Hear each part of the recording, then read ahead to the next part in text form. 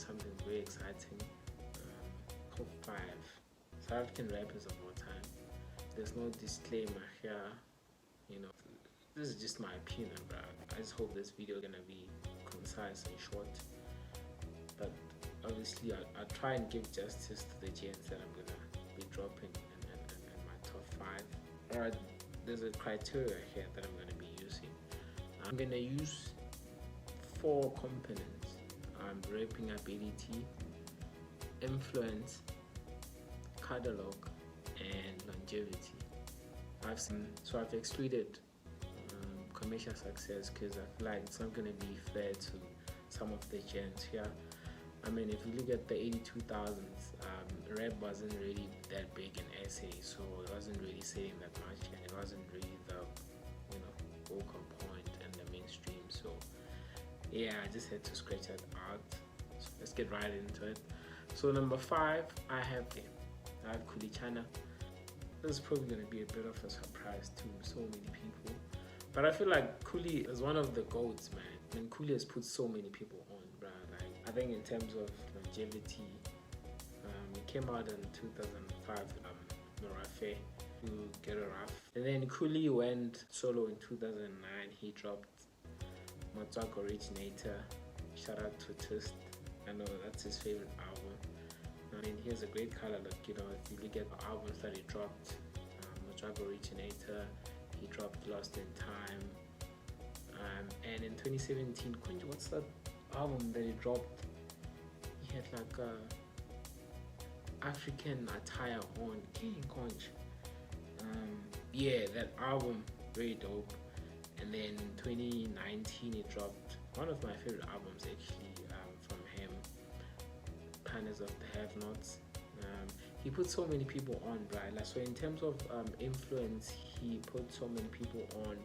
So in 2010, him and his manager, Refilo, came up with the concept of Maftown Heights. So basically, it was like a concept ode to like Motswako.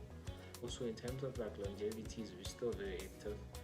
In terms of rapping ability, I don't really think he's a good lyricist, but he's a good storyteller. I like his presence on the mic. He has 2 classic albums, Motswako Originator and Lost in Time. Oh man, first time I heard Happily Happy, I was like, man, this is really dope, you know. I like the fact that he had so many rappers in the game. He had Cages and he had AKA Reason, you know, like elite MCs on one song, and legit all of them held their own, you know. So Kuli for me comes at number 5. Done so much for the game. He's put so many people on. He's actually put AKA on. He's put Matlera on. Who else? So many dope gens. Like, yeah, for me, I put him at number 5. You know, this nigga's very stylish, but his swag for days, bruh. Like, you know. But yeah, Kuli for me comes at number 5, right? Number 4. No, man, I feel like this from number 4 to number 1, it's actually interchangeable, you know, depending on which one you prefer. But for me, at number 4, I have RIP to the Motswako legend, someone that really elevated the Motswako rap. WHP comes at number 4. WHP, man, like really like who he was, like, you know, he had so much presence, but larger than life personality, you know. But besides that, there was a good rap and elite MC. In terms of like longevity, he came out in 97, bruh. 3rd studio album, Oman, actually caught the mainstream attention, and from there on it was just success after success, you know. He's actually dropped, I think, 11 or 12 studio albums. So many dope albums, bruh. Dumela, Oman, Y2BK, yeah, Y2BK. I think it dropped in 2005 and featured one of the greatest Motswako rappers of all time, Molemi. What's that song? Yeah, I'll just link it in the thingy. So in terms of influence, man, he has also influenced so many people. He has put so many people on, you know, like the likes of Casper Nyovest, you know. In terms of like just being an MC, he's probably top 5 whole of Africa, probably him, Proverb, Stogie T, Manifest, and Mode 9. Probably Sarkodie also, you know. Longevity ticks the boxes, been out since 97 until his untimely death in 2018. RIP, man. So yeah, he comes in at number 4 for me. Alright, and number 3, I have probably the greatest. Is he Van Eyck though? Because I feel like they did him a disservice, bro. Because this gent, when he raps in English, bro, he's just as good, you know, as Van Eyck, you know. So, someone that really encapsulated what it means to actually be a South African, you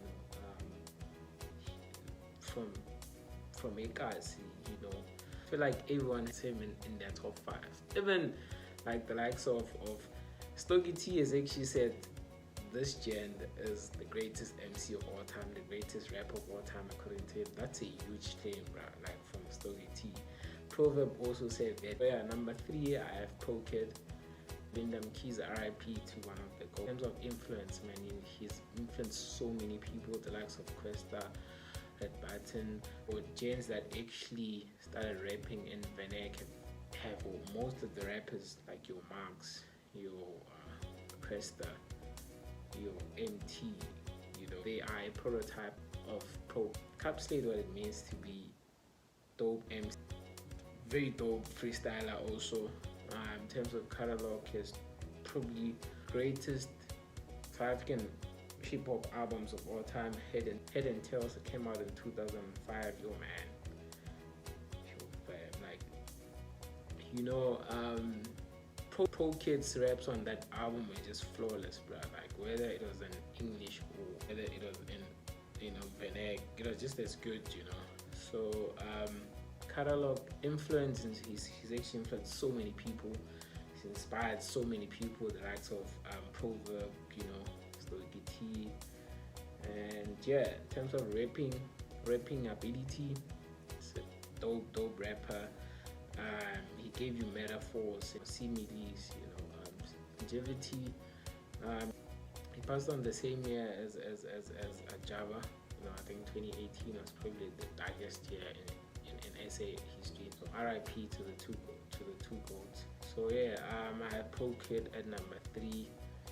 Alright, so at number 2 I have this is actually very hitting for me, bro, because this guy is my favorite African rapper of all time.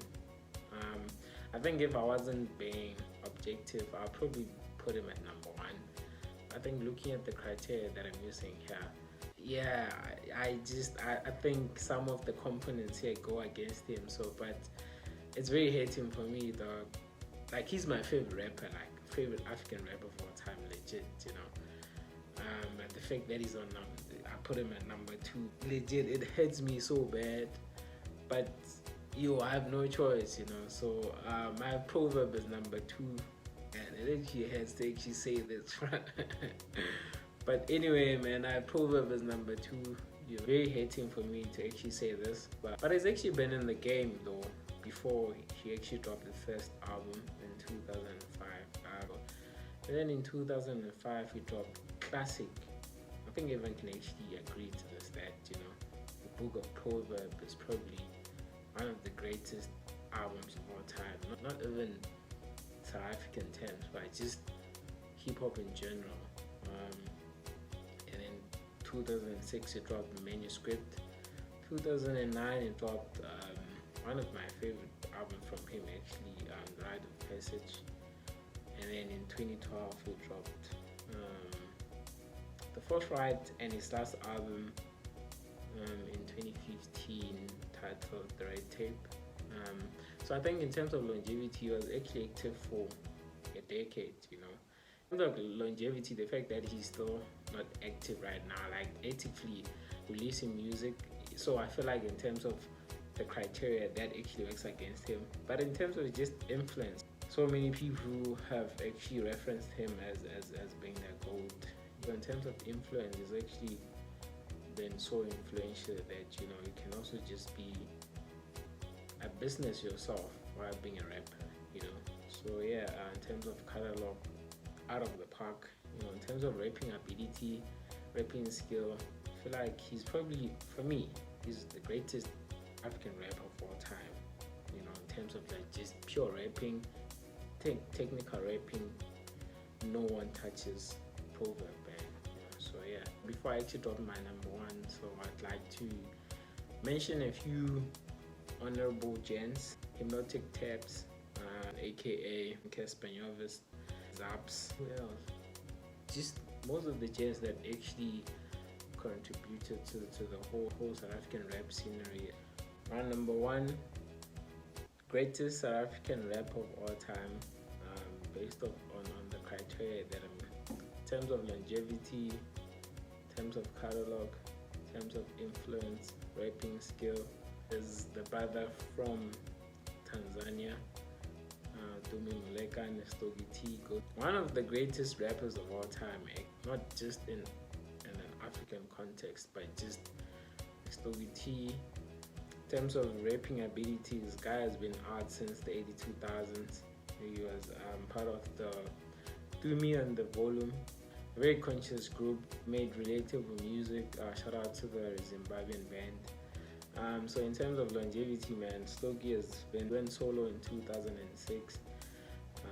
He dropped his first solo album, Music from My Good Eye. So in terms of like rapping ability, man, Stogie has actually gotten better with time. He encapsulates what it means to actually be a rapper. It gives you similes, double entendres, metaphors, rhyming schemes. In terms of influence, he came up with the Freestyle Fridays. Shout out to him. I mean, like, that actually kept us very active during last year's lockdown. It actually inspired so many gents to actually start rapping again. So it was really dope. You kind of like knew that every Friday you had to actually just wait for dope rap, dope freestyles from all over the country, all over Africa, even some of the gents in the US, So it was. And then in 2015 it dropped Return of the King. And in 2016 it dropped Stogie T, a self-titled album. And in 2018 dropped Honey and Pain. And last year he dropped what's that mixtape? I actually forgot the name of the mixtape, but yeah. So for me, man, in terms of like he ticks all the boxes here. In terms of like longevity, he's still very active even now in 2021.